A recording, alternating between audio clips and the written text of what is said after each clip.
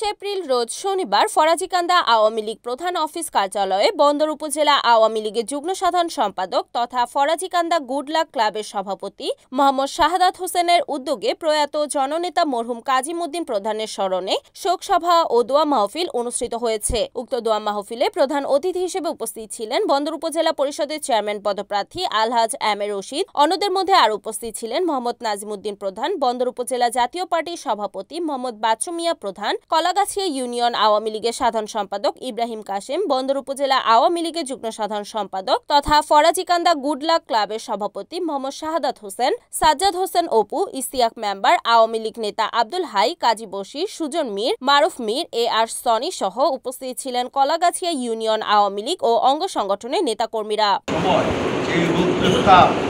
এখানে মানুষরা বসায় রাখতে পারবে এর ভিতরে যদি কেউ এটি বিটিষ্ট করে এটা সম্ভব। এটার প্রকল্পটা একটু যাক আর একটু আপনার বৃহৎ, এটা হবে নানগঞ্জ হাইড্রোক্রিটিক্যাল।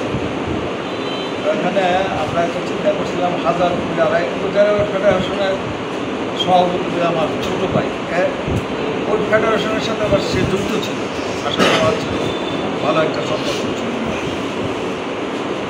এটা আমরা একটু পিছনে দিলাম এই হিটস্ট্রোকের কারণে। তা আমরা আমাদের এই নির্বাচনের কারণে আমরা এই 10-15 দিন পিছনে দিয়ে আমরা উপজেলা আওয়ামী লীগের পক্ষ থেকে আমরা এখানে একটা শোক সভা করবো, মোটামুটি একটা ভালো করে করতে চাই।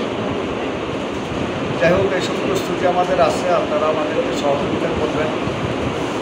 আর কাজগুলি ব্যয়ের সম্বন্ধে আমার আর কিছু বলার নাই, শুধু এইটুকু বলার আপনারা যেভাবে নামাজ পড়ে যখন নামাজ পড়েন। রিপোর্ট মেহেদি হাসান প্রান্ত, NAN TV, নারায়ণগঞ্জ।